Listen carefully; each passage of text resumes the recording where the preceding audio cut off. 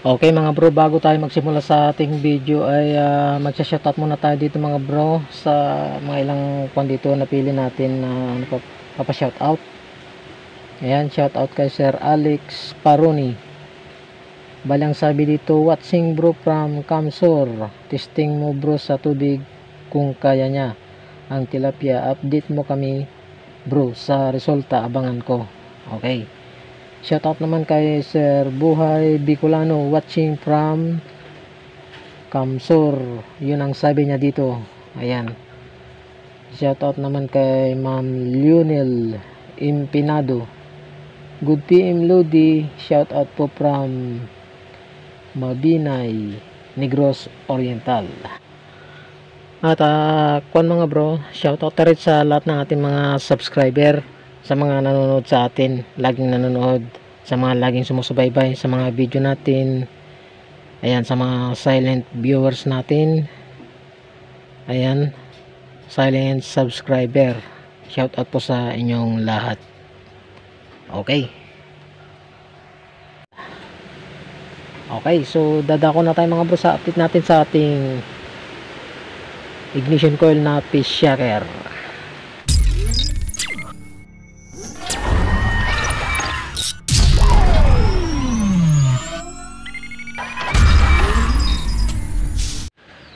Okay mga bro, ito yung update natin dito sa fish shaker natin na ignition coil.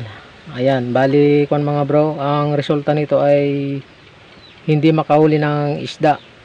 Ayan, bali yung kanyang kuryente, nung tinesting natin dun sa tubig, maliit lang yung kanyang kuryente mga bro. Baka ang diameter lang niya ay nasa 5 inches lang.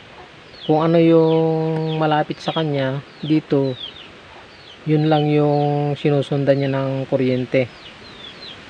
Ayan, parang ganyan lang. Kapag medyo malayo na ay hindi na niya masundan yung kuryente. Lalo na sa tubig mga bro ay nawawala na yung kanyang kuryente doon.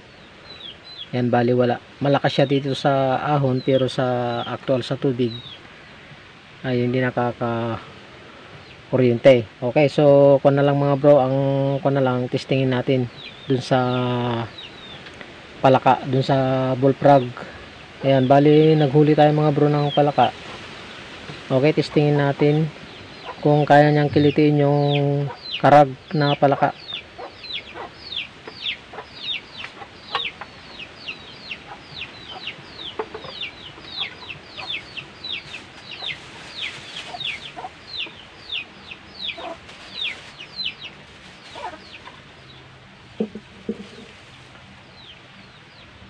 Okay, bali ito yung palaka natin mga bro. Ayan, subukan natin kung kaya niyang kilitiin yung palaka.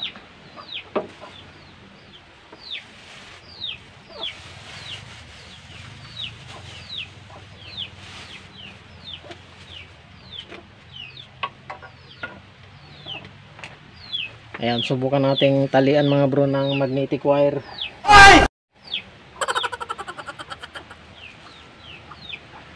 Subukan natin kung lang, kilikilitiin lang natin. Hindi totoo yan. Ayan. So talian natin sa baywang niya. Ganyan. Gawin natin parang spring. Ang galing! Ang galing!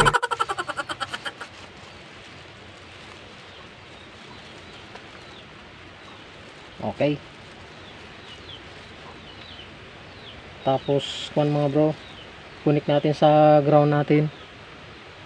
Ito, naka-ready na yung kuha natin.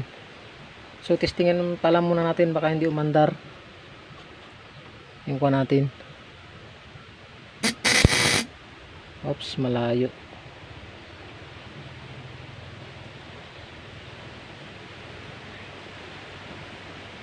Ayan, testingin natin. Ayun. So asol na asol. Susubukan natin kung kaya niya yung bullfrog ay yung karag.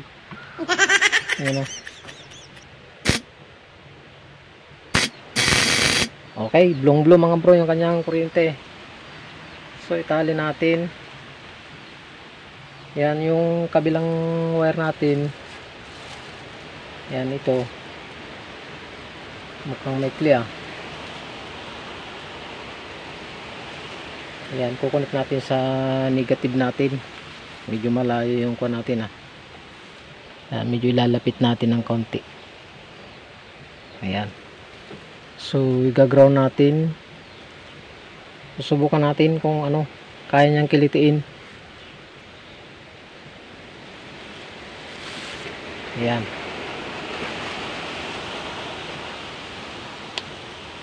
Tapos, ni? Wala na. Asan na? Ang galing! Ang galing! Tanga talaga. Takmay mo. Ano yung supot?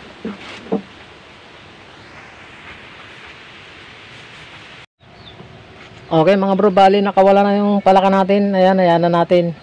Ayan. So, kumbaga, kung mga bro, nakagawa kayo, bahala na lang kayo mag-testing dun sa ano, kuha na lang kayo ng palaka. Ayan.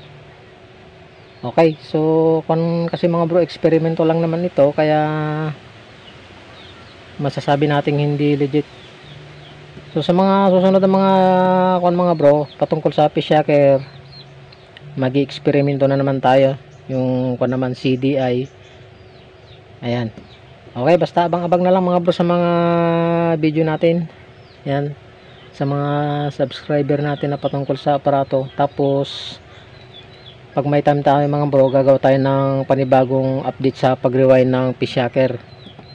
Yan, tapos nagawa tayo ng DIY na rewinder natin. Okay, so yun lang mga bro, at maraming salamat sa inyong panonood.